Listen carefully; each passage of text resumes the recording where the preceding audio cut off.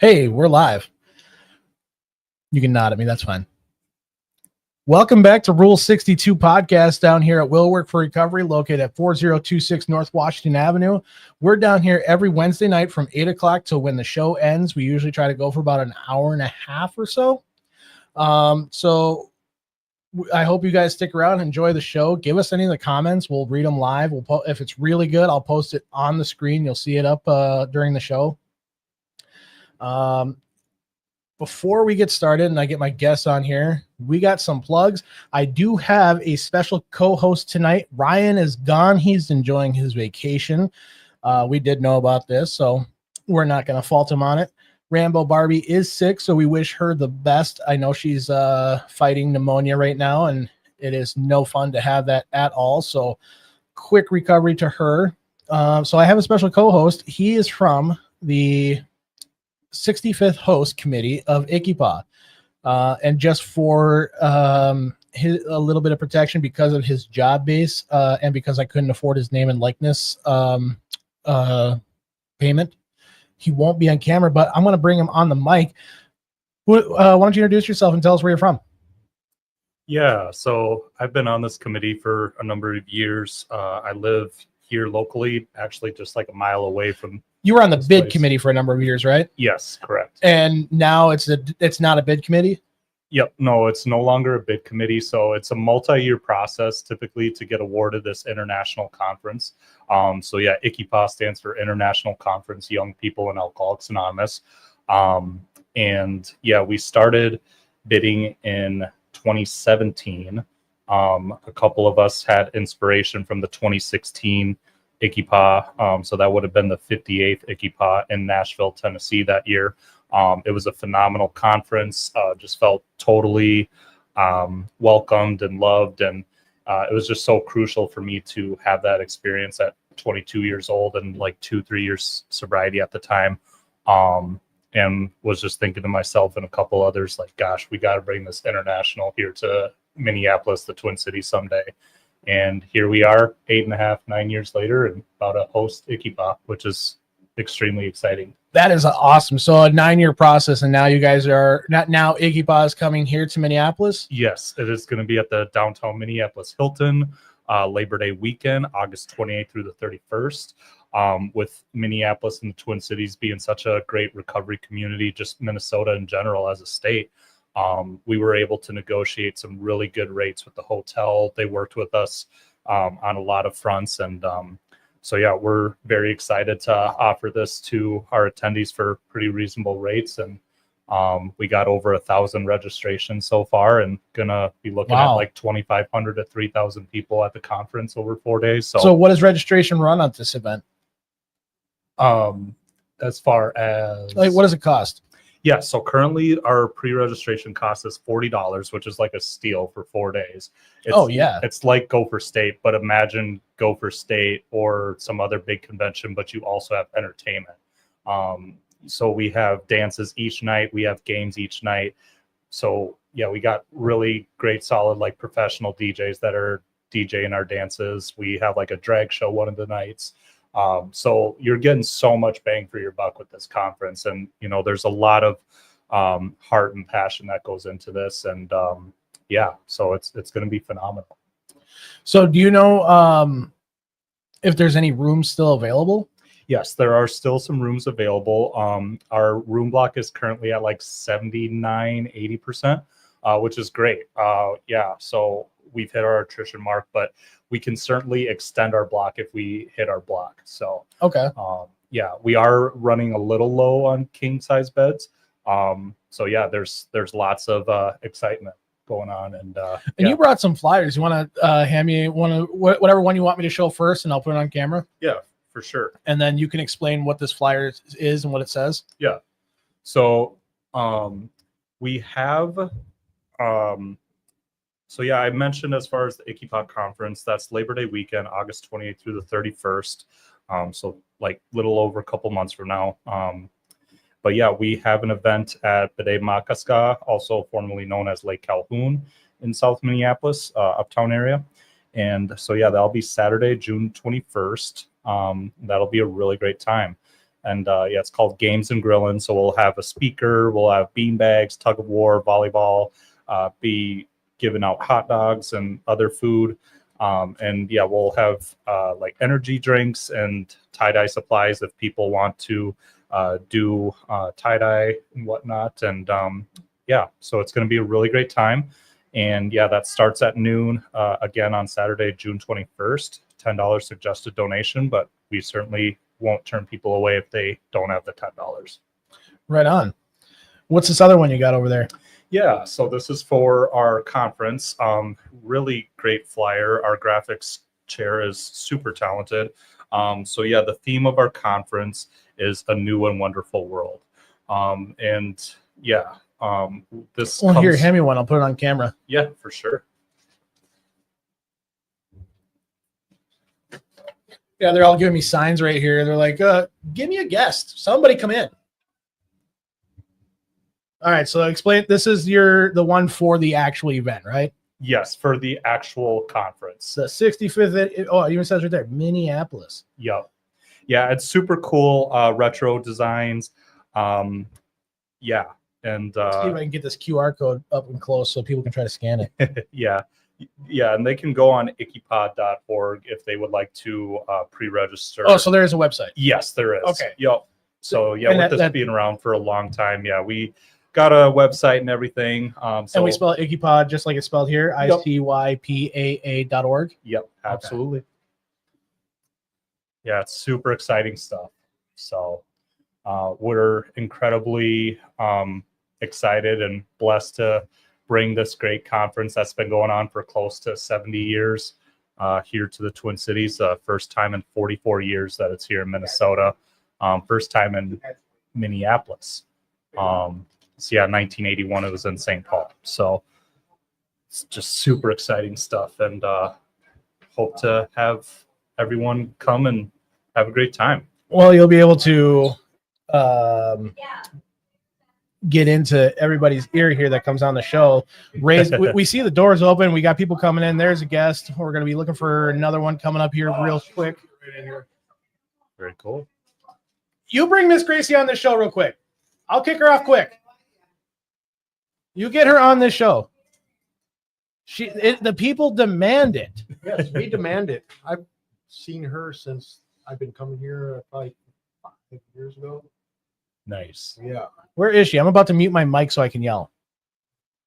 There she is. There we go. Woo-hoo! I hyped you up. I told everybody on the show that there was going to be a local celebrity coming on the show, and you almost spun me. Oh. All right, here we go. Yeah, let's get this tilted just a little. There we go. Now we got Josh and Miss Gracie on here. Miss Gracie, put on those headphones so that yeah, it's got to be official. You know how it is. Okay. All right, so I kind of gave away your name, but why don't you go ahead and introduce yourselves? Hi, I'm Miss Gracie. I'm Miss Gracie. Hi, Miss Gracie. My name's Josh, and I'm an addict. Hey, Josh. Hey, Josh. So welcome both to the podcast. I know for sure this is Miss Gracie's first time. Oh, awesome. I have never gotten her to come on to any of the shows I've ever hosted. I've been working. She's been working. But today she said, if you can get me on early, I'll go on. Nice. So I kept my promise, and she kept hers. Miss Sweet. Gracie, you've been coming down to Willwork forever, right? Yeah, it'll be 7 years next month. Get a little closer on the Wow. mic. It'll be 7 years next month. Holy cow. That's awesome. 7 years at Willwork. So what is one of the things over the 7 years that you've come to really love and appreciate about this place? You know, I love everything about it. Carl and Paul, they are my hearts.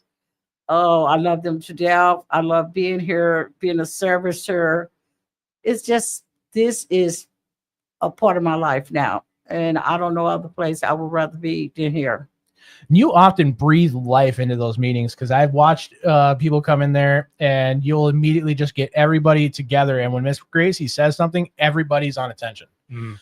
Like I know, like me and Josh have experienced this. She don't put up with no guff either. She doesn't. She doesn't. But you know, she'll walk in there and she'll be like, "All right," and then everybody just kind of is giving her attention. Yeah. So there's a lot of love and respect for Miss Gracie here. A household stable. You are a staple here. Yeah. And I appreciate it because I couldn't do this without all you guys. my recovery is more important to me than, means more to me than anything. But you guys mean more to me because y'all breathe the life back in me. God put me here for a reason. There's a purpose for me being here, and I have to show up. That's so beautiful. Thank you for sharing that. So, as part of you showing up and giving back to this community, what have you received from part of being active in recovery and giving yourself so freely?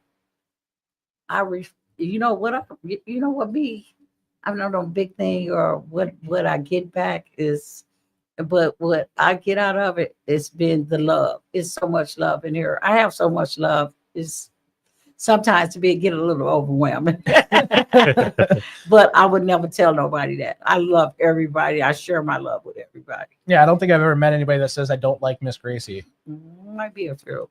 I haven't found them, not yet. I didn't. A couple of years in, maybe it was hard because she's set in stone. She will call your bluff. She will call you on it.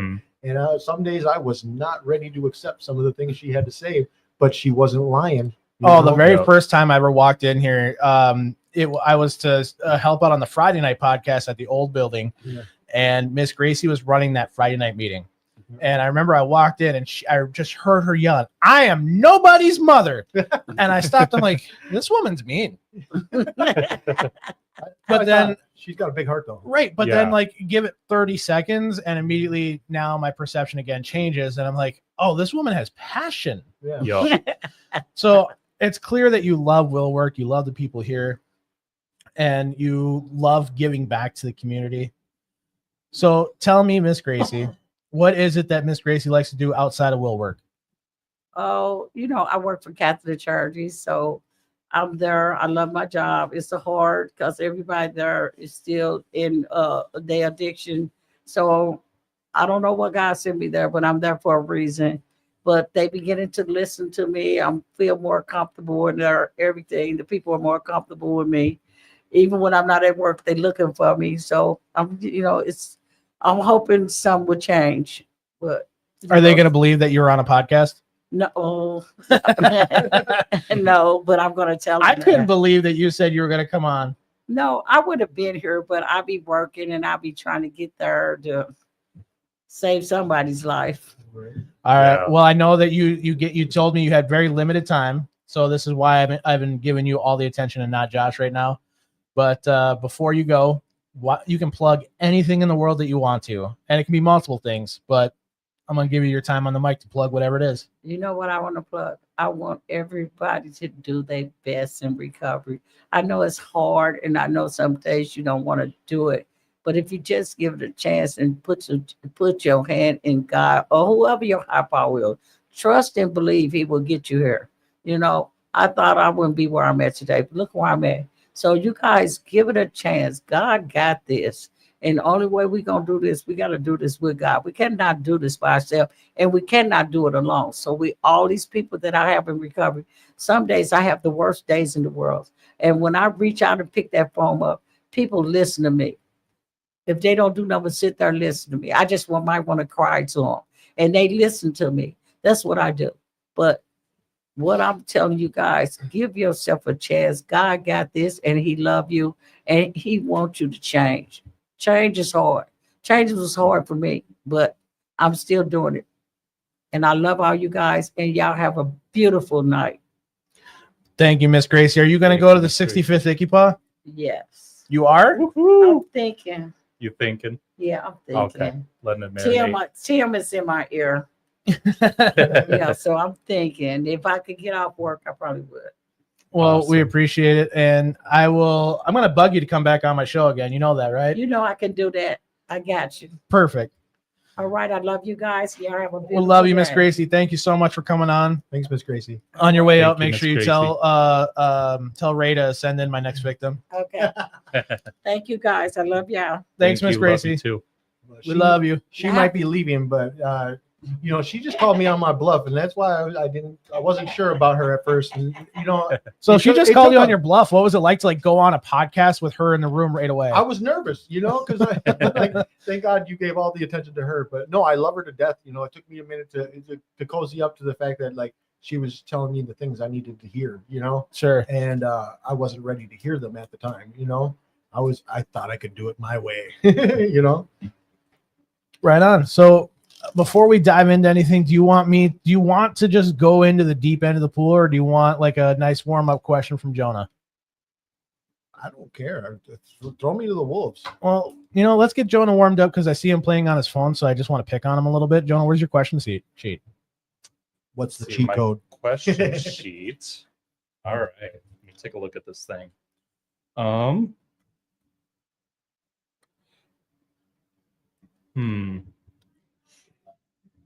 If you could visit any place in the world, where would you choose to go? Man, I would choose, because I'm so recovery involved right now, and surround myself in fellowship. I think I would choose trying to figure out where Bill W. first held his meeting. Maybe not his house, but one of the I know 2218 is the longest running Alano club in the United States.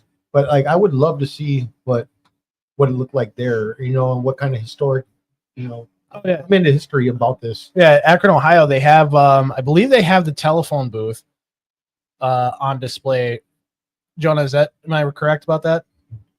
Sorry, say that again. In Akron, Ohio, the telephone booth that I am not quite sure. And it's funny you bring that up. I was literally just in Akron this weekend for the big Founders Day. Yeah. I did get to check out Dr. Bob's house. That was super great. Yeah, because I know that's preserved and it's like a museum style piece now. It's part of our history. Yep. And same with because Bill has a house in New York. Yeah, there's stepping stones. Yeah. But I believe in Akron at that same place where because in the big book it talks about how he was 6 months sober and all this other stuff.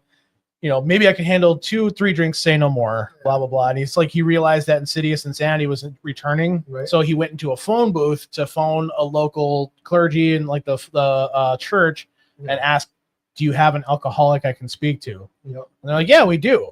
And they hooked him up with Dr. Bob. Yeah. So that phone booth is preserved somewhere. I'm just not sure where. Yeah. Okay. No, I just picked up My Name is Bob. And it's a book about Bob. I don't know exactly. I haven't delved into it yet. Dr. Bob and the Old Timers. Yeah. Actually, AA's birthday was yesterday. Was it? Yeah. Yep. June 10th, 1935. Oh, really? Yeah, June 10th, 1935. Okay. So Bill originally made that phone call May 26, 1935, and talked with Dr. Bob, and he was in a hopeless state. And then because in the book it even talks about how he went on a roaring bender. Yeah. Okay. Yep. So he goes on this roaring bender and then came and met up with Bill and started doing the stuff. So that was on June 10th, 1935. Nice. So yesterday AA hit 90 years. Nice. I can't wait for 100. Yeah. No, the other thing I guess before we answer any more questions, I just wanted to plug Wilworth because the whole thing about this place is it's very unique with all the fellowship that goes on. I need this type of environment. The people in here. I like going to structured NAs and AAs and working the steps in a structured environment and making those and working it with a sponsor, but coming here feels more like fellowship than a meeting. I mean, it is a meeting. They hold a meeting, but it's developed into family, friends, loved ones, people I truly care about, and that drives me every day to be a better person. I see clean time, people with new clean time, and I want to tell them what worked for me. I see people with more clean time than me, and there's some of my friends, long-term friends, and I'm like, I can't wait till I hit that moment, and this place has brought a little bit of fun to recovery that I think it needed, Right. Oh, look at that. We got a water boy today. Wow, we are Thank you. I am the guy who's handing out water. He is the intern water boy. Would you like one? I got one right now. Who are you? What's your name? Yeah, what's your name? Oh, Tabitha. Hi, Tabitha. Hi, Tabitha. You've been you were on the show in the 2 first weeks ago. Oh, okay, 2 weeks ago. Yeah. So I wanted to say a really much earlier episode, but I mean we're still in our first 10 episode pilot. So Nice. I mean, we're still early, but I told you I'd come back on. you did, and the show continues to grow, and this is great, and all these other things. So in the last 2 weeks, what's new with you? Not a whole lot. Not really a whole lot. Okay. My boyfriend can be a jerk sometimes, but no, my boyfriend's right here. So Oh, this is your boyfriend. yeah. Yeah. Well, jerk boyfriend. Yeah. Yeah. No, he's not a jerk. He acts like a jerk at times. Yeah, I had some apologizing to do. I had to Yeah. visit her this weekend and threw a tantrum, and I had to go back and what part did I play? What did I do? How could have I done this better? And go back and apologize. So I mean that's part of all living in recovery is if you make a mistake, go back and correct it and make amends. Right. Yep. Yeah, part of that 10 step, it's what did I do wrong today? But then also part of that 10 step is what did I do right today? Yeah. Right. One of my favorite things in the 12 and 12 talks about, when it gets to that 10 step, how our inventory is no longer done in just red ink because it's a bad day indeed when we do something right. Right. Because in the 10 step, we start looking at our assets as well. Right. Well, like I said, he acts like a jerk. He's not a jerk. And that is a big difference. Right. So So did you guys meet at Will Work? no, actually we met at my job. Yeah, we met at Pizza Hut. I nice. went when I worked at Pizza Hut. Yeah. Plug Pizza Hut. Nice. I'm a pizza fanatic, so I am a big time pizza fanatic. I've worked at many pizza places, including Pizza Hut. So this is one of the jerk moments. Like I always say things like, "I only loved you because of your pizza," and then she'll call me a jerk. I think Pizza Hut's probably well, we don't have it near us anymore. So I was gonna say it's. Yeah, there is. Star There's one list. up in Columbia Heights. I don't live in. I live near. I'm like a Brooklyn Park, Maple Grove area. There's So one the in one that delivered to me shut Brooklyn down. Center. Yeah, way opposite end. Yeah. So I'm Yeah. not in anybody's. I'm not in any Pizza Hut delivery zone anymore. So it's something I've had maybe once every 2 years. Looks like it's almost time for me to get off. It is almost time for you to get off. So All right, you well, did. I'm gonna You sign out. I'm just you sign had out as plugged- the jerk. you had No. you plugged Will Work. Is there anything Yeah. else you wanted to plug? Man, Clean and Serene. Clean and Serene. That was a really dodgeball good and movie. Kickball. Really good meeting. Serenity Village, man. I had a big part in. I think that's where I originally met you. Yeah. The Serenity. Yeah. Going there helped me spiritually to grow because I needed the pastor's the next addict. I think mom was a pastor first, and he went to Teen Challenge, and man, he just I connected there, and like every other church I went to felt judged. Yeah. As the addict. What about the church we go to today? Oh yeah, ICCM Center. And That is a really good 1312 church. Park. They have an NA meeting there too, focused on addicts and recovery in church, things like that. But other than that, yeah, just not much. Just every day. One of the biggest things I had to learn to do was be grateful for the things I do have. Right on. It's easy to be greedy and say I don't have this or that, but I'm not going to steal any more time. I'm going to get out of here so other people can get on. Well, thanks for coming on, Josh. Yeah, no problem. Well, Tabitha, tell me what. So you don't work at Pizza Hut anymore. Where do you work now? I'm not working right now, but I'm looking for a job. So, but because you're clean and sober and you're working a program, you're employable, correct? Yes. So that's a huge plus. Yep. What type of things are you looking for? I just Oh, I've got in I've here. got about 3 more minutes on Tabitha.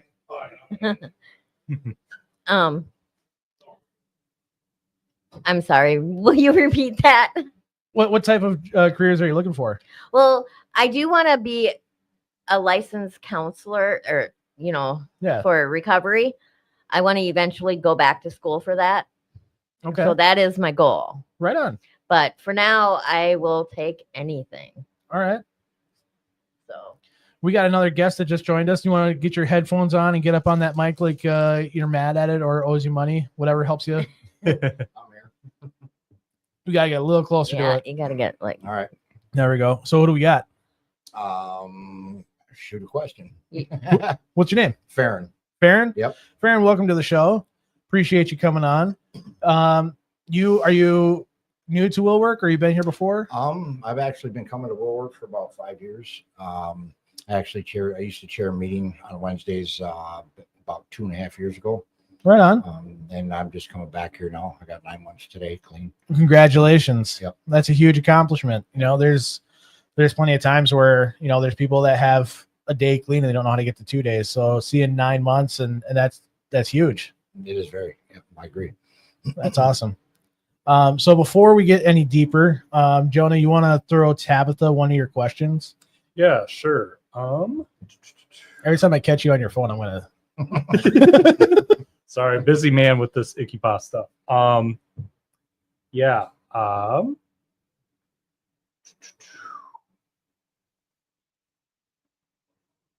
What aspect of your personality adds the most value to the world? Ooh, God, that is a good one. Oh, Yeah. I don't know. I really don't know. I'm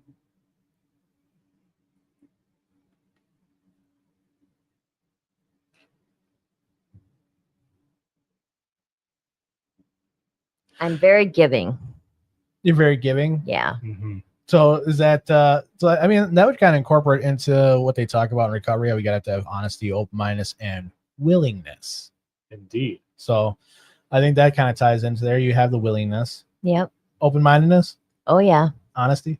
Oh yeah. Well, now that I'm in sobriety, Yeah. And how long have you sometimes been in sobriety now? almost 6 months. Wow. Hey, there you go. When do you get your 6 months? On July 2nd. Okay, so when we get your 6 months, make sure you come back on the show so that way we can give you your props. Okay.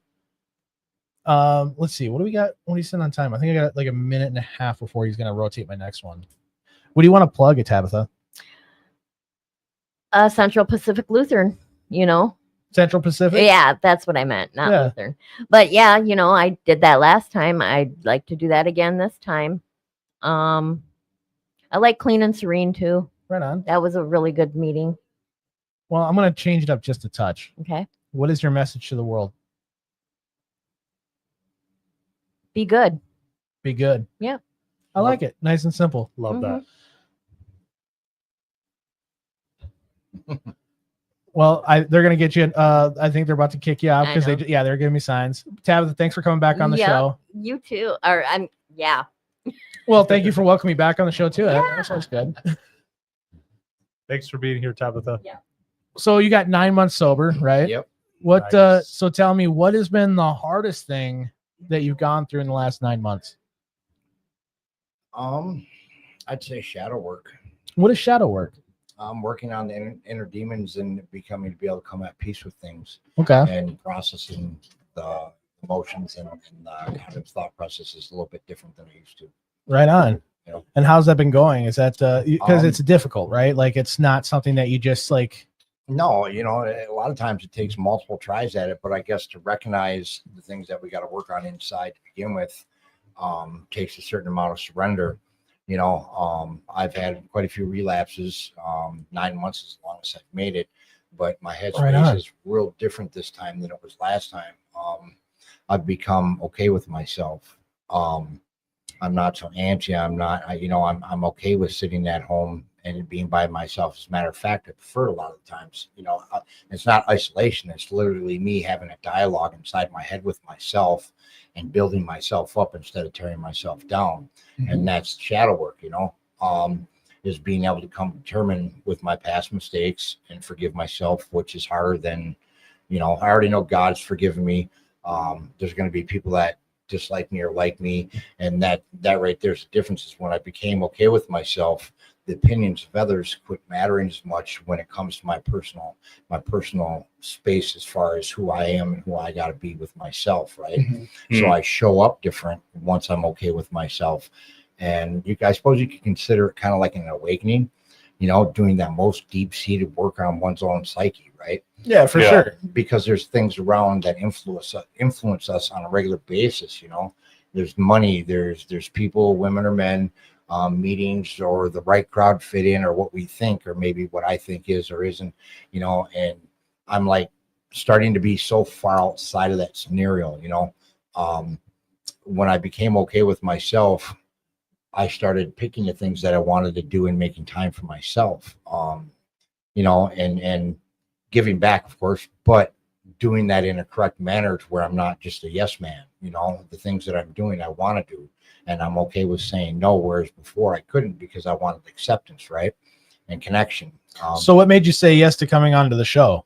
I've come on to the show. I mean, once you get in there, promote it pretty hard, right?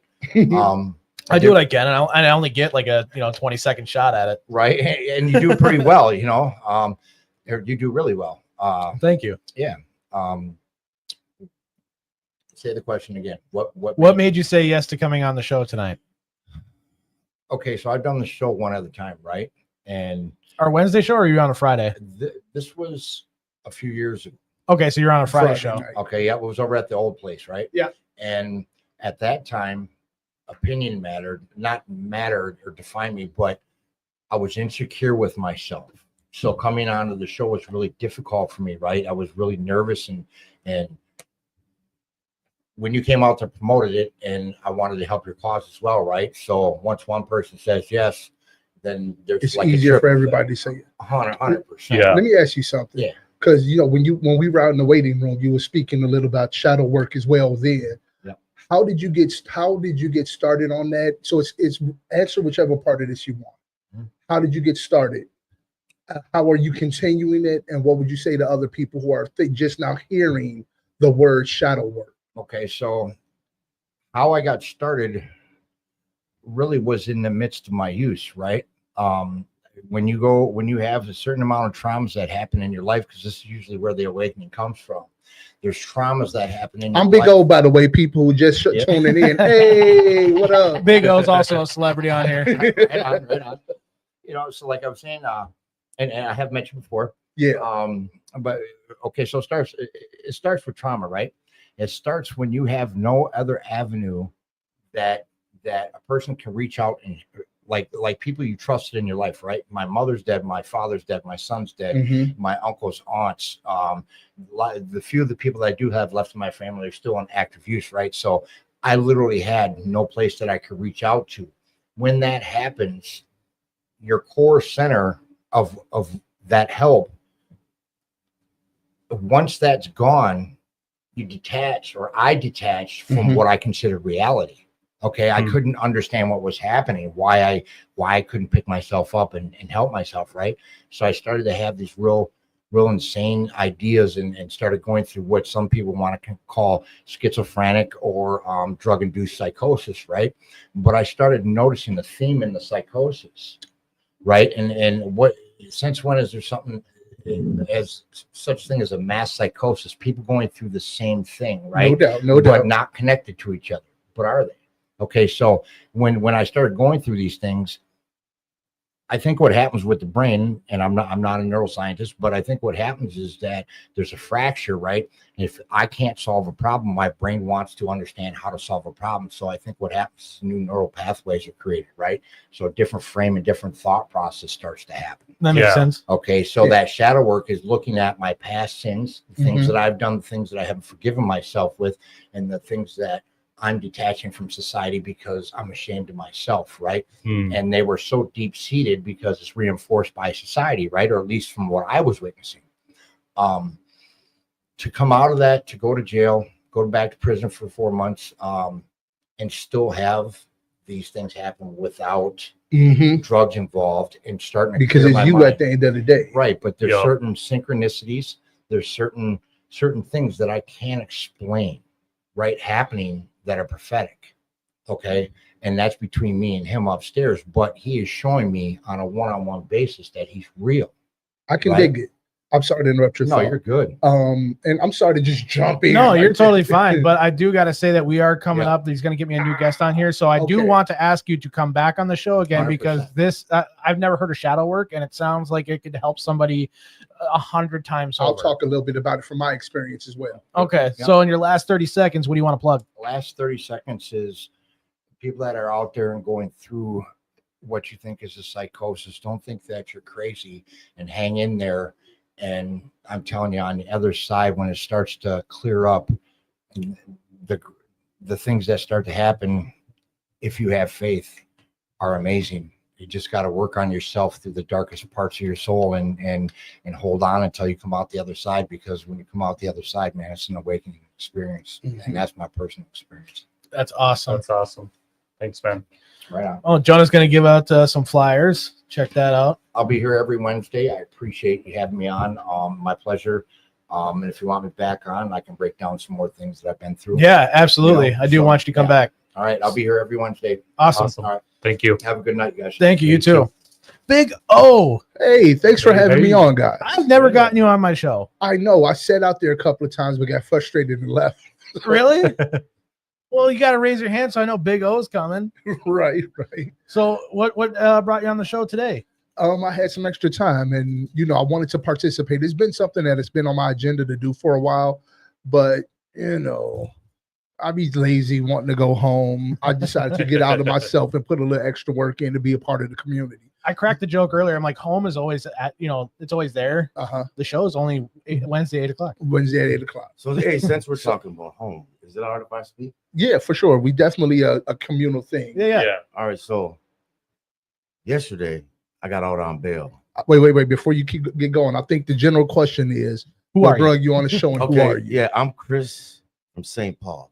Hi, Chris. I represent sobriety in a strong fashion, All right there. Cool. and sometimes it's a little too strong. But I manage sober houses, and now they're switching them over to DHS, where a person like me cannot be employed by the DHS. I can't even get a Passover or whatever they call it. But anyways, I'm not gonna stop. So I don't live at the sober house no more. I'm not part of their crew no more. I'm like a liability, but I'm here. Right on. And during this time that I was managing 10 sober homes, I got my own place in Stillwater. So, hey, I like to represent the birthplace of Minnesota now. Stillwater, Minnesota. Stillwater, Minnesota. Give So, it up for Stillwater. yes, the ponies. Woohoo! So, during the festivities that I participated in at the sober house, I was able to help a lot of people. And now that I'm not able to do that, I want to still be part of the community. And I've never done nothing like this, but guess what? I've been talking my whole life. Yeah. I've been telling stories my whole life because I did a lot of time in a little box. So, and that's not nothing to be proud of, but I'm 53. I actually do believe we know each other from back then. Okay. I call it the long vacation, the unwanted vacation, any of those euphemisms that make it sound like not the worst thing I ever went through. So I was in the cop car Friday. Just got popped at Target stealing a vacuum. Sober. What you doing stealing? I have another addiction. Okay. Say it. Gamblers Anonymous is something that I need to participate in. Talk it's real. about it. It's real. So it was like crack. When I leave the casino broke, Target was right there. Anyways, not to incriminate myself, but I'm not hiding. I'm providing. And it might have been in the wrong way. So I'm here to let all the gamblers know that they got a spot that will work for recovery. Oh, yeah. Right? Yeah. Am I right? You're most definitely right. I'm here. Thank you. And nice to meet y'all, man. Go ahead. For sure. Hey, so before you came in, we were talking lightly about shadow work. Yeah. Now, Yeah. Very cool topic. Very cool topic. So It's definitely new to me. Like before this show, I'd never heard of shadow work. So what would you define that as? So I'm not going to go deep into it about the whole Carl Jung, Jungian psychology, but give me the real quick synopsis of it. So I journal, and I enjoy journaling. And there's a point in journaling where I have to really take close personal accountability for my behaviors, kind of like what I was talking about in a meeting earlier. You know, it's easy for me to look at my older brother for the trauma that he's inflicted on me. That's super easy. That's obvious stuff. I can point that out every day, all day, and I'm triggered. It's harder to forgive. Yeah, I'm triggered by simple things that he does. The shadow work comes in when we start to evaluate self and figure out why. Okay. You know, Hey. why and what can I do about it? What, like, for example, you know, I suppose the easier word for it is just self-reflection, you know, but you know, when you call it in shadow work, you're really talking about a deep dive Shadow work at will work for into recovery. your own motives and operation in life. You know, that's as simple a way of putting it as I can think of. Okay.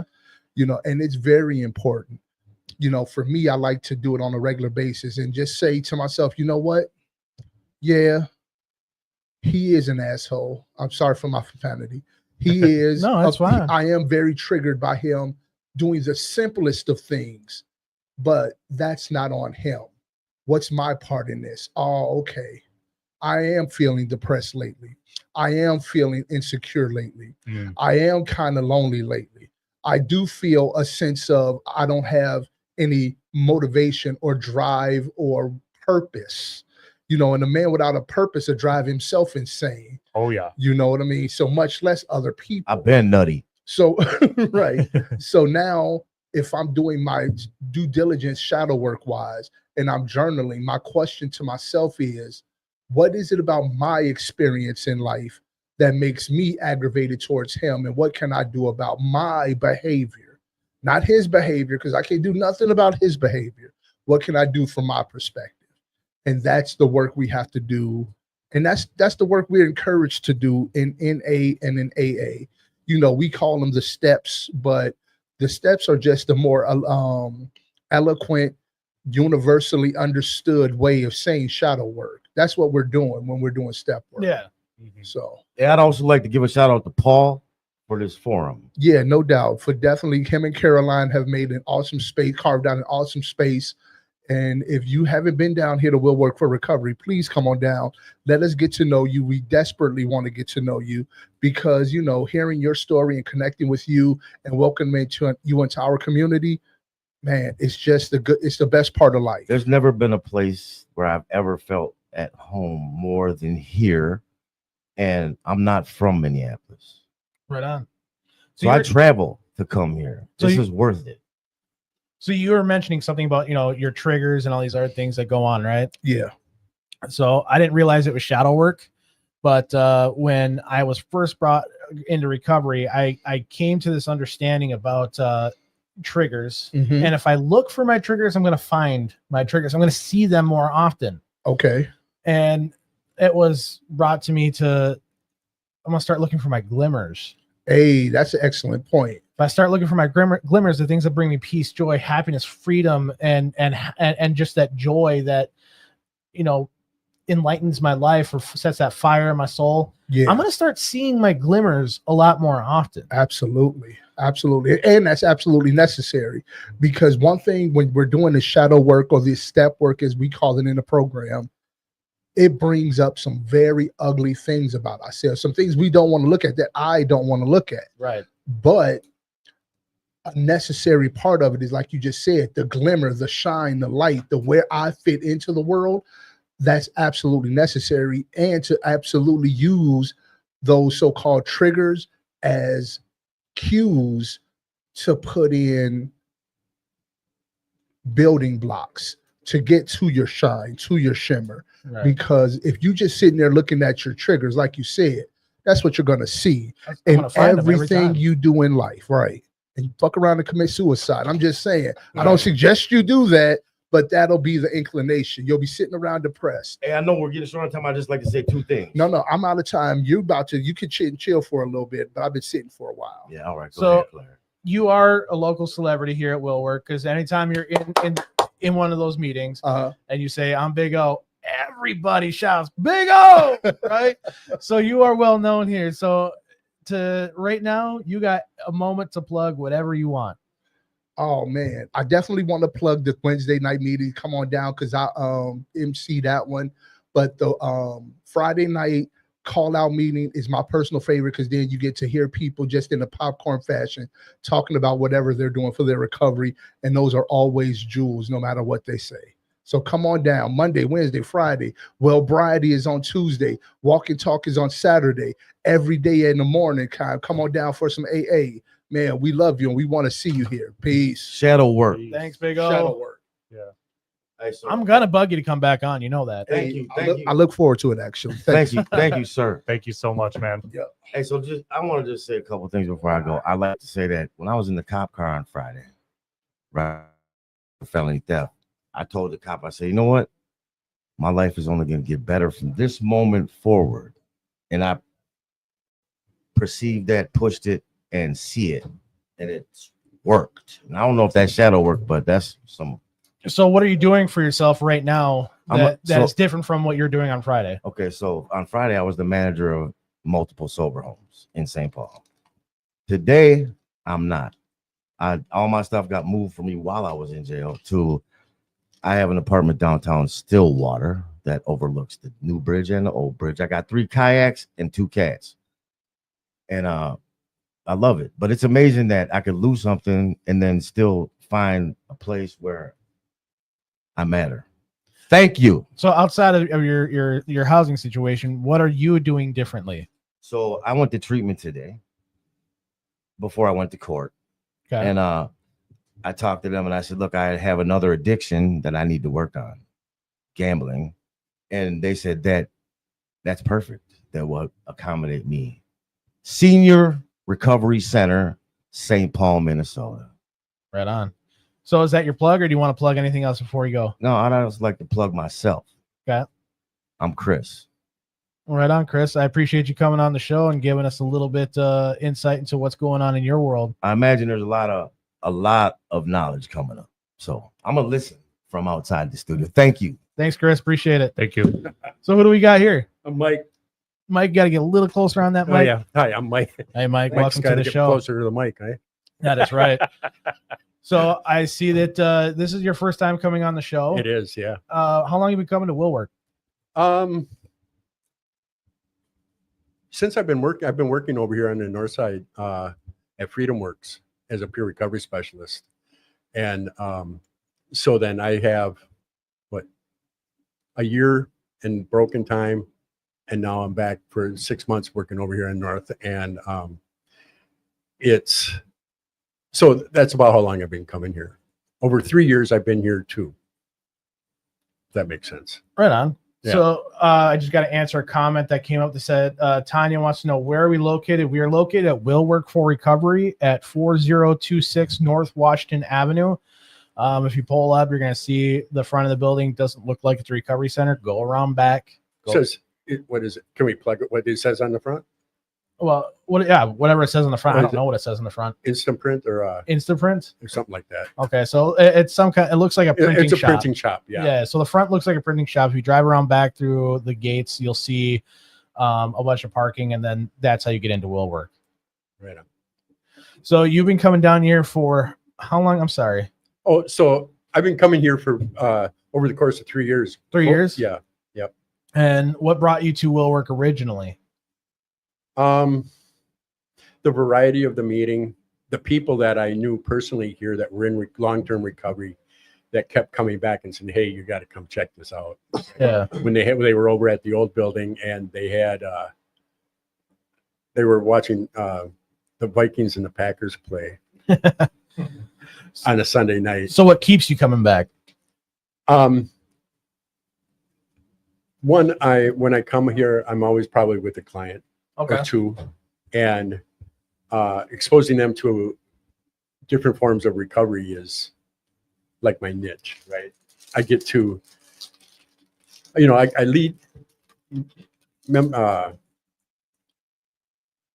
get to help clients find where they feel comfortable. Yeah. So we go to multiple meetings, and no matter what, most of them, or a lot of them, like coming back here repeatedly. So it says a lot. It's not just my opinion. It's my client. So I work for them, right? Yeah. Yeah. Right on. So I do my ICYPAA friend over here has a list of questions, and he's gonna fire one off at you. Cool. I don't know if he prepared for any of them. All right. No, this is the best, and it's God's way, not Mike's way. Right. If you could choose only one place to go on vacation for the rest of your life, where would it be?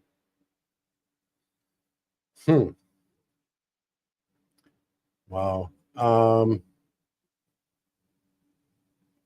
Jamaica's nice, but it's too touristy and it's too many people. Yeah.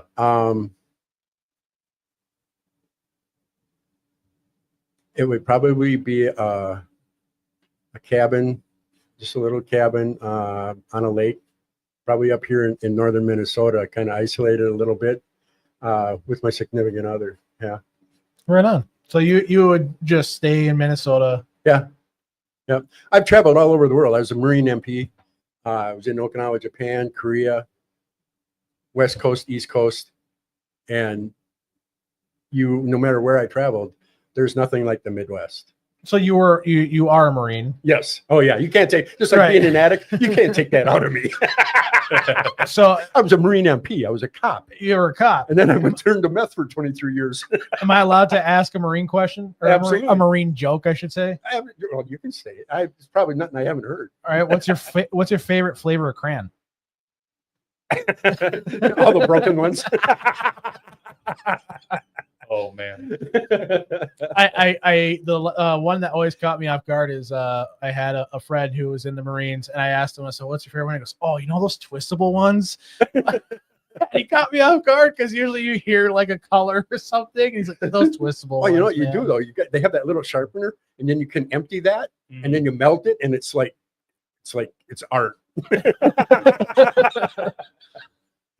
Not that I play with fire much, but So as you've been coming down here, you're a CPRS, right? Yeah, certified peer recovery specialist. Yes. Right on. What is the things that tell me about the things that really spark for you being in this career path? It's in the front seat of my car when we're traveling. You know, I have a very strong foundation of God in my life. It took me being broken after 23-year meth addiction to really break me. And I needed something else, and God showed up, right? Mm-hmm. Yeah. And now as I work, I'm amazed at when I'm talking to a client, and the next thing you know, I'm talking and it's like, it's not me. I don't know where this stuff is coming from. And I do. And I get out, I know that was all God, right? Yeah. So there is so much recovery that happens as a result of wherever two or more are, there he is. Yeah. Right. And I'm so blessed with that. I get to share that. And, you know, I can't manufacture it. Right.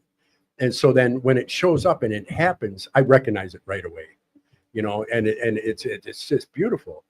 And then the other side of it is when a client says, "Hey, Mike, I want to go, you know, let's go for a walk.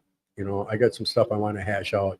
And he chooses me, not maybe because we've had something really impactful that has already helped him. It's because he's listened to some of his friends that I've worked with, and they say, "Hey, you know, Mike can help you with that." Yeah. You know, but it's like, you know, and some fire me. I've been driving over in North Minneapolis, and you know, Freedom Works is a spiritual based program, right? And most of it, and I have a temper sometimes when driving, and the client looks right at me. That wasn't very spiritual, Mike. I often joke that my sponsees will often tell you that I'm a spiritual person until I'm behind the wheel. Right. And right. You know, I'm like, yeah, you know, that's part of I'm a human too. Right. You know, and I love what I do. I really do. And that's important, right? You know, like, I had a friend that's, you know, I was thinking of quitting this job because the money is tight. It's really tight. Working for nonprofits, it's always going to be tight, right? And then you had companies like, there was a company that stopped working just on a dime last year and released 400 peer recovery specialists on the state.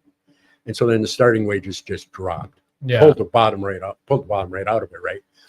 And it's like, I told my friend, hey, I can go out on the side of the road and flip signs and make twice what I'm just starting twice what I'm making right now, and only work 7 to 8 months a year. And he said, Mike, you are a people person. He goes, you have helped me. You have helped so many people. And he goes, you would drive yourself nuts if all you had to listen to was a radio and yourself. Right. Right. They say an addict alone is in poor company, right? And then that really rang true when he told me that, because this is a guy I worked with a lot and has become a really close friend.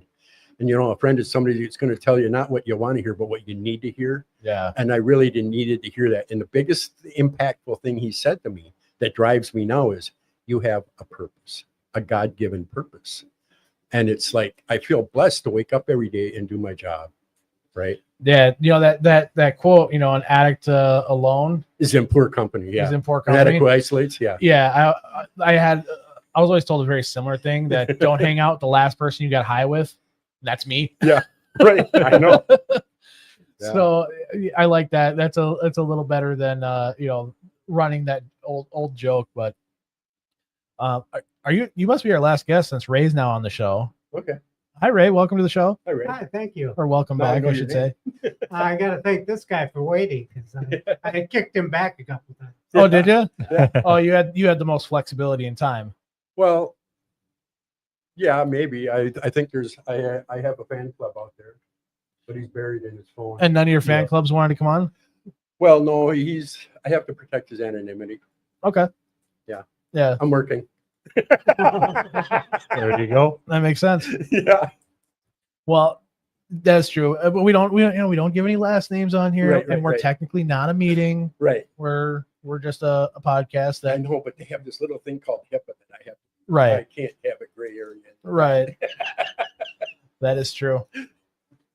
So now, as you're talking about your 23-year meth addiction, right? And it took 23 years for you to finally have that submissiveness to saying, this isn't working anymore. Well, no, it wasn't a straight line. It's more like a bowl of spaghetti, because, I had bouts, not in that 23 years. Within that 23 years, I don't know how many times I was arrested for fifth-degree possession. All my charges were revolved around meth. The last one, or the one that really got me, was manufacturing. I was like a Walter White out there, but I was working with two other guys, and one passed away from leukemia, and the other is still in recovery. But I still, when I got out of prison, first-degree manufacturing, I still had a lot of self-centeredness and a lot of entitlement, right? And I was doing a wonderful program that I still really believe in and really like, Celebrate Recovery. And I moved up being a men's group chair or helper, then a chair. And then they put me in a position of being program director. And I was writing lesson plans for the whole week. And I was using my recovery my addiction and what I came out of it with, and when I had been arrested, as a basis for, and putting music to the whole guideline out of the Celebrate Recovery book, right? Yeah. And yeah, I get a little closer to the mic. Oh, and then sorry, I get too relaxed. Well, it's good if you're relaxed in here. It means you're not uptight and nervous. He's like, yeah, how are you doing? So, and that's the other side of that. I like to laugh at myself, and sometimes it's like a squirrel. I was talking about, that path of entitlement and self-centeredness, and really not being broken enough. I went to prison, was sentenced for 46 months, was the 37th person in the state to get the 1/3 law, the ISR program.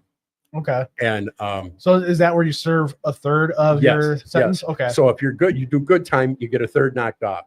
So on 64 or 46 months, 16 right off the top, if don't get in any trouble. Okay. Another 16 got pulled for the ISR program. But then I was in a sober house in Forest Lake for a year with intent supervised release.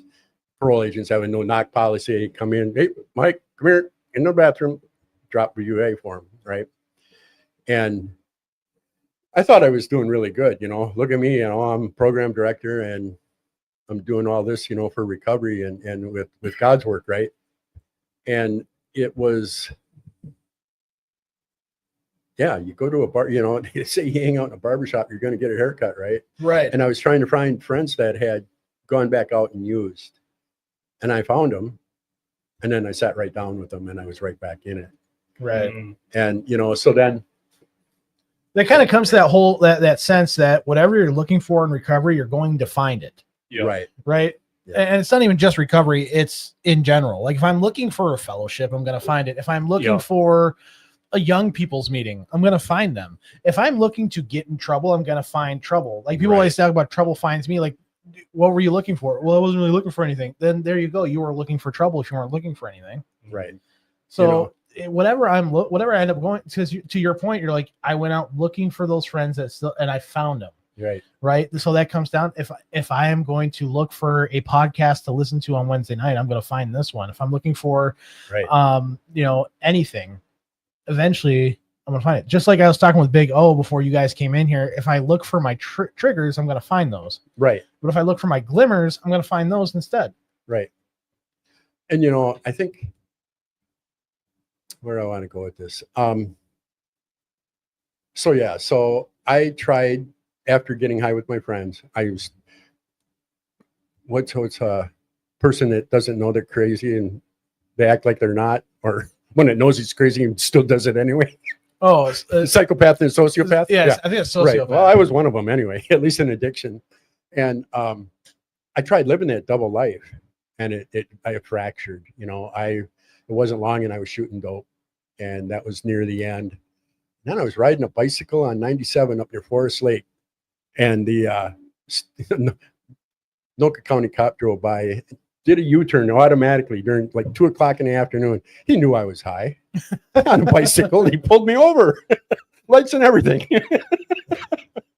And so you got pulled over on a bicycle at 2:00 in the afternoon. Yeah, I was high, and I was going to the trap house to get higher. So somebody helped shoot me up. Yep. And that cop saved my life. I went to the veteran. So they wanted to lay me down for about 127 months. Wow. Because I was a felon with same from previous, right? Yeah. And I didn't know that till after I graduated from the program, but I was a poster child for a veterans program, which is a modified drug court program up in Anoka County. And and I, you know, everything they put in front of me, I did. And they wanted me to be a mentor and everything, but it's like I still have to work, right? But, you know, it's that brokenness when I was up at the VA, and 2 weeks into recovery, I got the institutional cold at the VA, and I went down to the nurse's station 2 o'clock in the morning, asked for some Sudafed and some cough medicine, and they gave me one Sudafed and a little communion cup full of not full. It was about that, had about 1/4 inch of cough syrup in it. And I come unglued. I said, "What's this? I haven't been able to sleep for 3 days." And they had orderlies escort me up to my room, and I got in there and I got on my knees crying because I said, "God, if I go out through that door, I will never be able to stop running because I don't want to do whatever time you're going to give me." Right. Right. And I said, "I don't know what to do. Can you just help me?" I don't remember falling asleep, but I did. I woke up. I didn't have the desire to get high anymore. And I've been clean ever since. Wow. Yeah. That's powerful. Yeah, it is. And, you know, there's a lot to my story that, you know, I know there's a God exists. He showed up in my life, right? When I was up in St. Cloud, 2 weeks in, crying, think I'm gonna die in there because it's a damn castle. Yeah. And it's scorped out. You're wearing rubber-soled shoes and there's no sand in there. and granite is scoped out from people doing, you know, walking back and forth, pacing in the cell. It's a very foreboding feeling. But now you are uniquely qualified to help those Yes. people that are not only ex-military, you know, Yes. the veterans, Yep. because that's a very unique area of recovery. Absolutely. Yeah. But you're also be able to help those who have been institutionalized. So Right. you actually possess quite the amount of assets from your experience of not only, you know, your 23-year meth addiction, but being a Marine MP Yep. and going to prison. So you have just like this unique bouquet of assets that at what time how long did it take you to figure out that these were assets for you?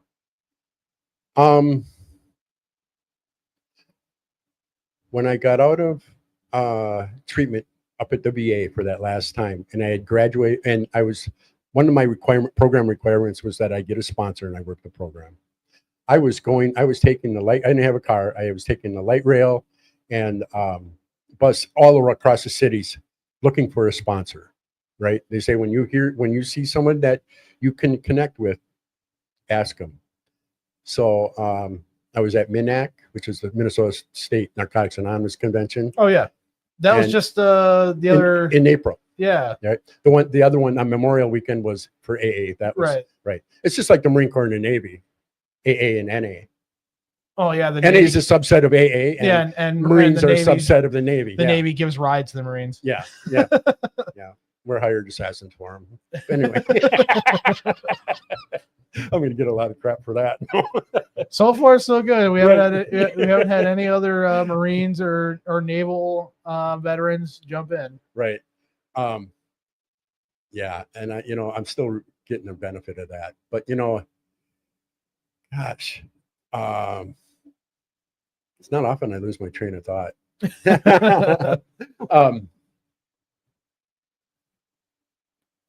Yeah. So, let's see.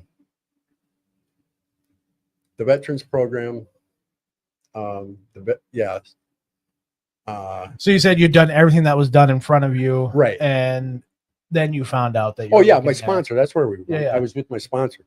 So working the steps of NA was like the blueprint that God put in front of me that actually worked. I found a good sponsor. I called him every day. And we worked the 12 steps out of this NA step working guide and took a chronic relapser like me with 23-year meth addiction, and I'm still clean to this day. Right now, today, I looked at my phone. I have 10 years, 5 months, 2 weeks, and 2 days clean. That's awesome. Right. Congratulations. Yeah, thank you. And, but the thing of it is, NA set me up to be successful because it gave it. I spent 56 years saying I was my own worst enemy. And it never occurred to me that I could flip there's another side to that coin. What? Oh my God. Yeah. And it's okay to love myself. What? What do you mean love yourself? Like them dudes at the gym that keep looking at themselves in the mirror? No, no, not that. I know.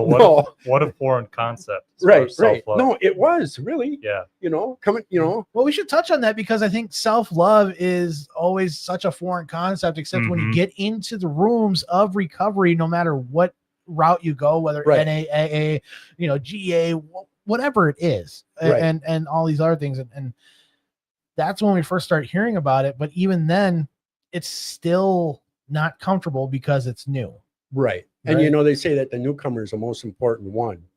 And I think because it's because when you're finally at that first meeting or you're finally that broken that you want help, that's it. You're fragile. You need help. You need to be surrounded by somebody. And Narcotics Anonymous was that for me. Well, yeah, because that's our job as any of us who have been in the room longer. Because, like you said, you got 10 years. Yeah. I know Ray got sober with Moses back in the day when they were part of the Red Sea. Recovery by osmosis. Will it rub off? No, so I think Ray's first meeting was on the boat when they were, loading those 2 animals at a time. Oh. Something like that. Something like that. They use real grapes for one. Yeah. And our ICYPAA friend here, I know that he's been around some type of recovery for almost 20 years. Oh man. Wow. Yeah, 2007. So coming up on 18 years. I was introduced. Way back then it was Alateen at Gopher State Roundup. Oh, in sure. 2007. Yeah. So a little over 18 years, but yeah. Wow. Good job. Been around something. I was at the ICYPAA convention in St. Paul back in the day. Oh, you were? Back in the That day? is so cool. Yeah, 1981. Yep. That's incredible. there. Oh man, We would absolutely love to have you at this coming one, and yeah, maybe speak on a panel, either of you guys. So yeah, we're still looking for panelists. You know I what? see Van Halen at for what was it, 79 at Met Center for Diver Down album. Okay. David Lee Roth, yeah. Very cool. Yeah. Just one thing I'd like to touch on.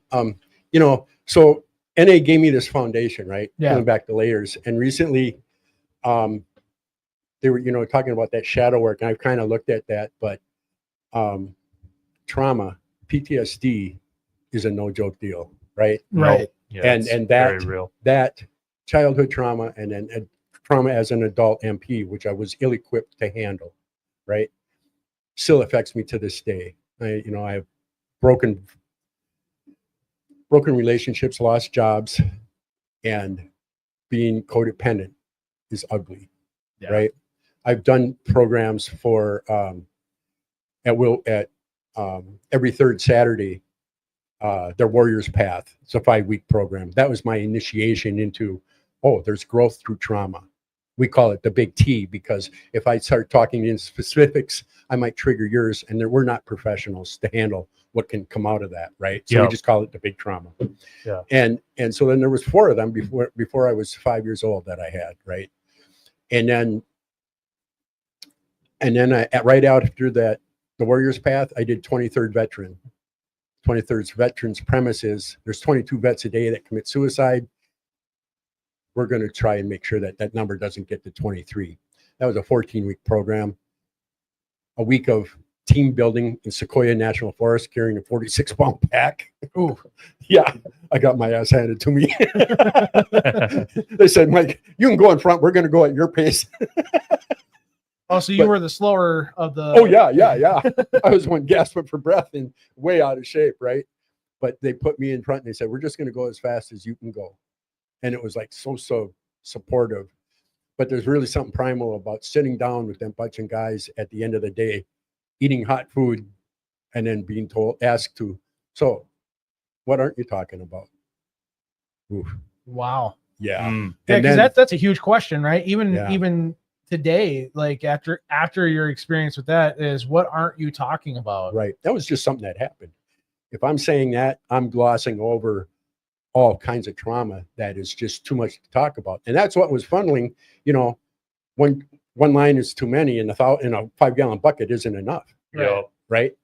The 5-gallon bucket of meth was not enough to push down all the stuff that wanted to bubble up out of me, out of its trauma. And, the trauma as a child, I wasn't equipped to handle trauma as an adult. Yeah. And that's why, I've had 4 failed relationships, and I've been broken each time, broken more than the last. So the hurt is deeper, right? Yeah. And so then it finally dawned on me, what's 4 women wrong and Mike is right. What's the odds of that? Yeah, at some point, really had to look in the mirror there. What's the common denominator between all these women? You're like, well, no, they were all a little bit different. Right. I can say, wait a minute. Yeah, I know, right? I chose all of them. Right. And then at Partners Behavioral Health is part of Freedom Works. They do the treatment side. I working with LADCs and mental health gals. They see me crying. They say, go ahead, come on in. What's going on? And I tell them, the one says, you might want to look at your attachment style, nervous, anxiety, and whatever. I can't remember what all that was. Then the other one said, you might want to look at codependency, right? I would do the website. It's 24 bullet points, and I hit hard on 18 of them. And if I'm honest, Yeah. I lied to myself probably about 3 of them. And that's another program that's starting to really spring up more in the Twin Cities. Is Right. CODA. Yeah, absolutely. Because I know we just got one at my home Alanos, Robbinsdale Alano. Yep. And now they have a CODA I've been meeting. there. Oh, very cool. Yeah, they got a CODA meeting now on Wednesday nights. Yeah. And I think that's been going on for close to 2 years, somewhere around there. Yeah. So that's what I was doing before I did them programs on recovery. Okay. Or on trauma, on the work with trauma through the VA. Yeah. So it's like, now I'm inspired. And so then you ask me, circling back, you ask me, when did I feel like I had these gifts? I never believed in myself. Never believed, that being a bravado Marine was my way of coping for really not believing in myself. That was your identity for Absolutely. You know, look at me. I'm a big badass Marine. No, a Marine is as good as it is in combat because they're a team and they know how to fight together. It's not one individual. Mhm. Right. And so then you take Mike out of the team, and what is he? Right. And I struggled. I really did. But I'm just blessed that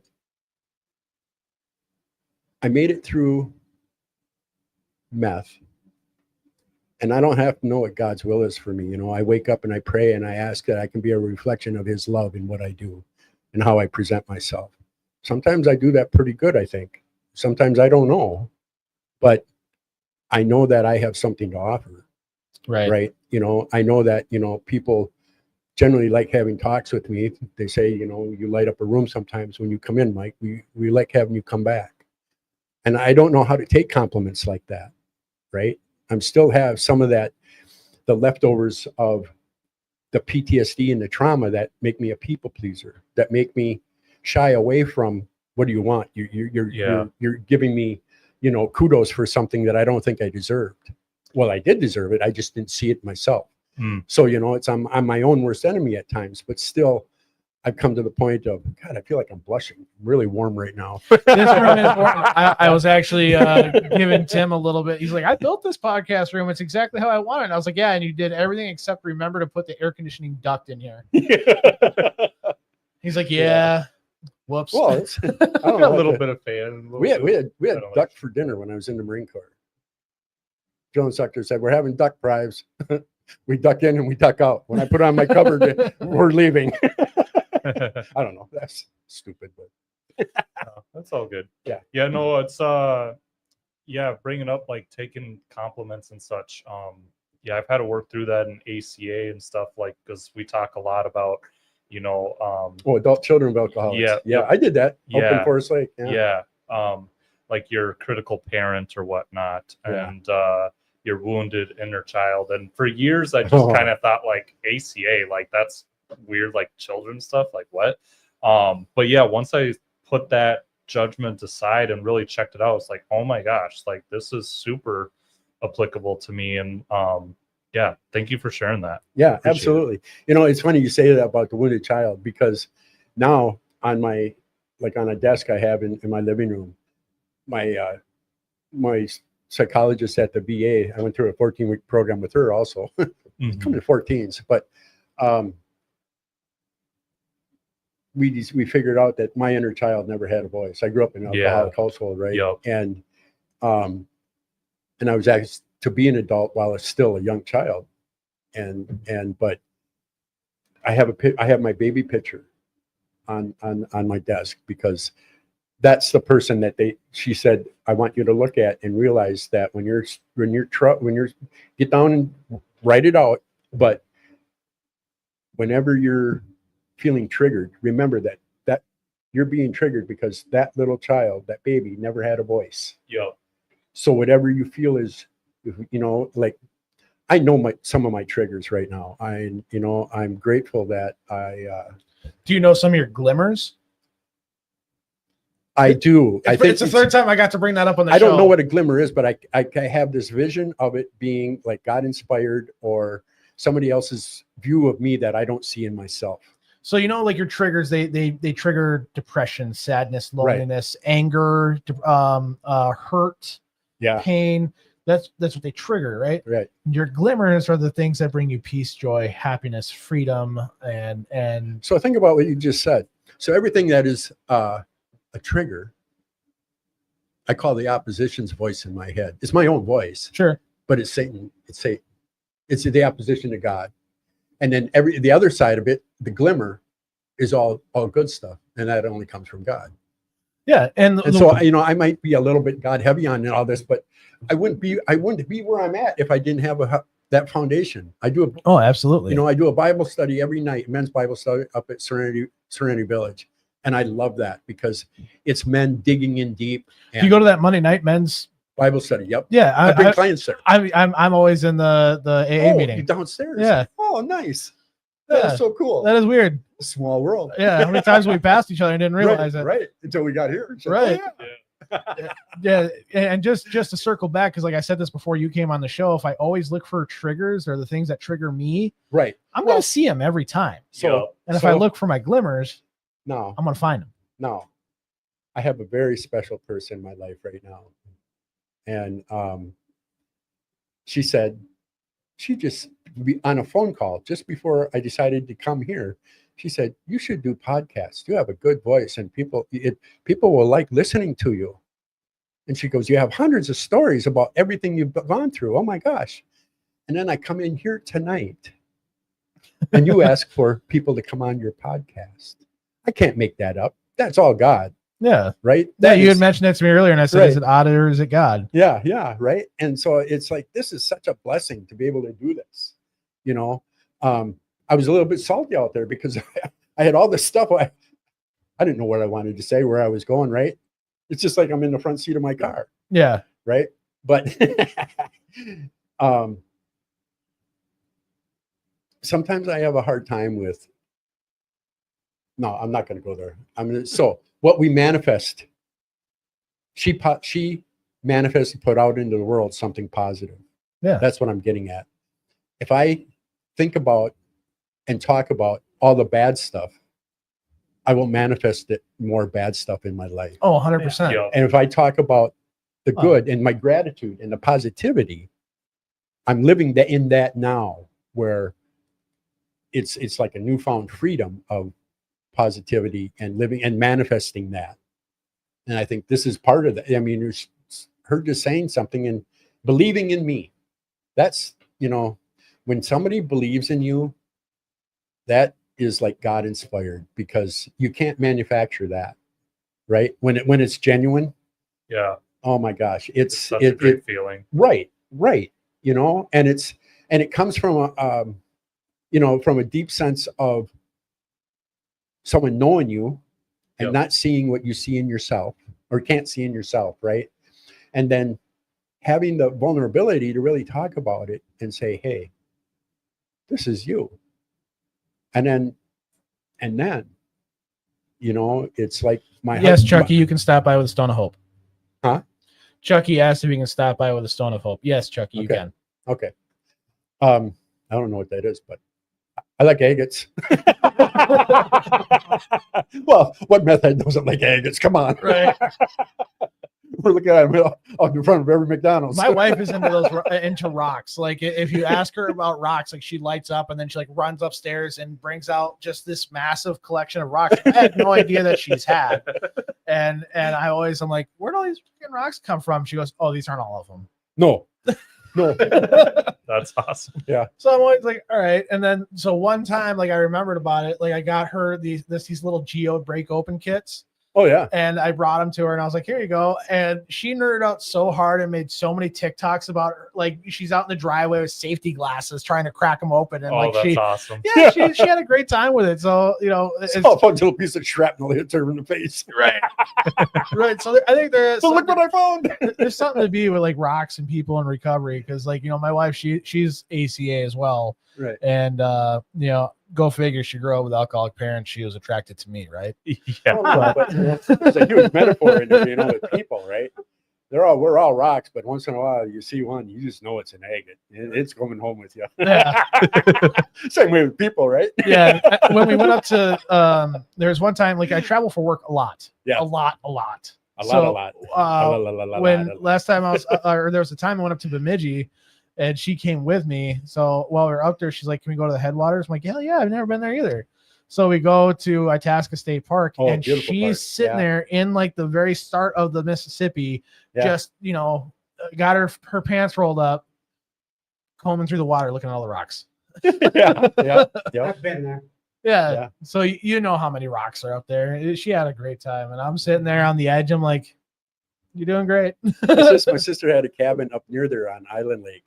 And as you drive by to the cabin and you go by Itasca State Park, the Mississippi is probably 10 feet wide. Right. With bulrushes across well. So I waded into it, and then I was up to my belly button, and I took a picture like from the middle of the Mississippi.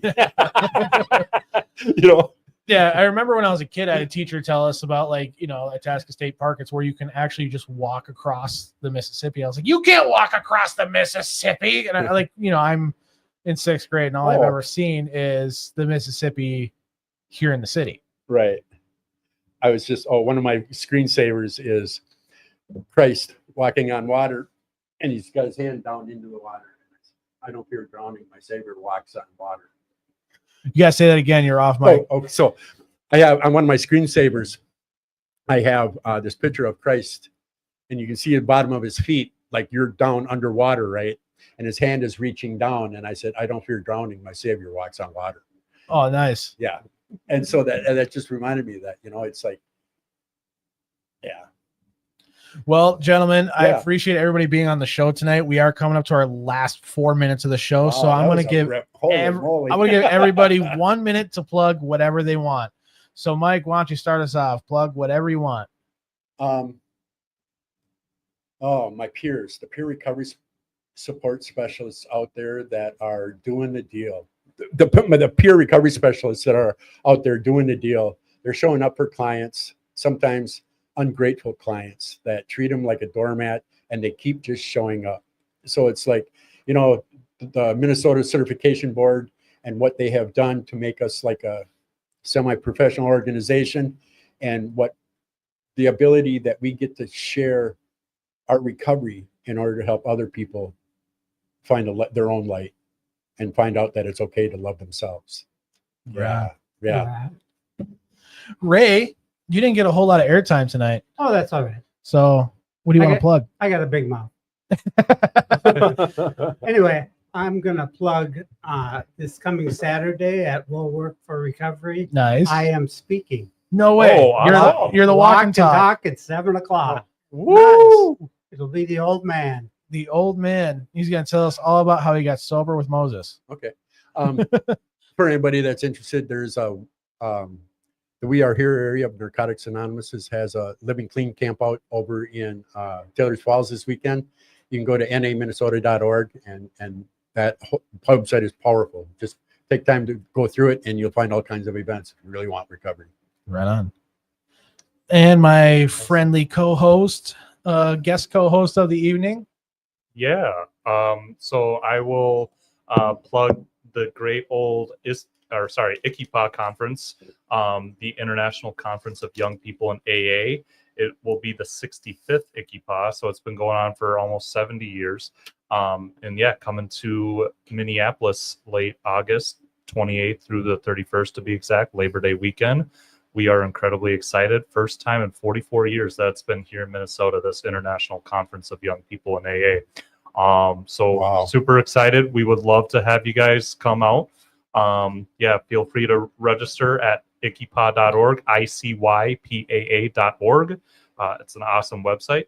And right now it's $40, right? Correct. Nice. Yeah, which is a steal for a 4-day conference. Yeah. With entertainment and everything. And it's just incredible. Fellowship. Yeah. So it's gonna be awesome. We have over 1,000 registrations so far. We're expecting 2,500 to 3,500 people, and I think we can make 3,000 plus happen with it being the great state of Minnesota in recovery. So, and Saturday, June 21st, we have an awesome event at Thomas Beach volleyball courts at MINNEAPOLIS, formerly known as Lake Calhoun, in the Uptown area. That's how you pronounce that. Yeah, doing what I can.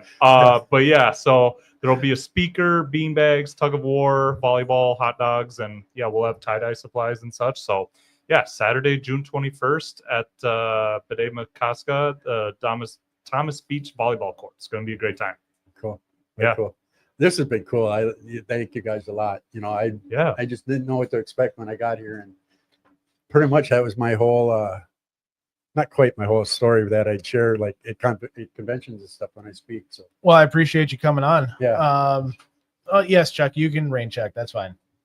But Ray, you get to show back up after 44 years since you went to the ICYPAA in 81. You know what was cool about the ICYPAA in 81? They also had the American Little People Association. Really? So they had all these midgets and short people, and they had when you went Yeah, into little the people. elevator, yeah, little people, they had a little ladder that they could climb and hit the top buttons. Oh, nice. Oh, wow. Wow, it was cool. Wow. And us young alcoholics and That little community. people, and Yeah. it was quite That's quite the strange. crowd there. Yeah. Yeah, quite proud. So Ray, are you going to go to the 65th ICYPAA? Yeah, I suppose I can. Awesome. Right on. Thank you so much. Well, everyone, I thank you all for checking in again. We've had wild success on this show, and it just continues to get better. I appreciate my co-host for stopping by. Ryan is on vacation, and then I found out that Rambo Barbie is sick with pneumonia, so I grabbed him last second, and I was like, come be on the show. And like a good friend, he said, okay. Yep. Cool. And we had a pretty successful round robin tonight. And I look forward to everybody that will join us next week. Mike, thanks for coming on the show for the first Right on. time. Yeah. And Ray, as always, thank you for all the service that you do and keeping the sanity going on out there and keeping everybody in queue. And it's you're a very great asset to this show. Yeah. So everyone that was listening tonight, thank The you so much. behind-the-scenes mastermind. He is the behind the scenes I know. mastermind. I figured that out now. So we do appreciate everybody. Make sure you do go check out the ICYPAA.org, ICYPAA.org. They were our special guest tonight on the show and were able to give us great information about a conference that has not been in Minnesota for 41 years. 44 years. 44 years. Yeah, 1981. Yep. I'm even more wrong. Yeah. So 44 years. It is going to be a very special occasion. I hope my buddy will stop by again and keep plugging us on what's going on between now and the end of August. And anybody else that wants any more information, just post on the show. We'll answer it within the coming days. Peace and love, everyone. Peace Yeah. and love.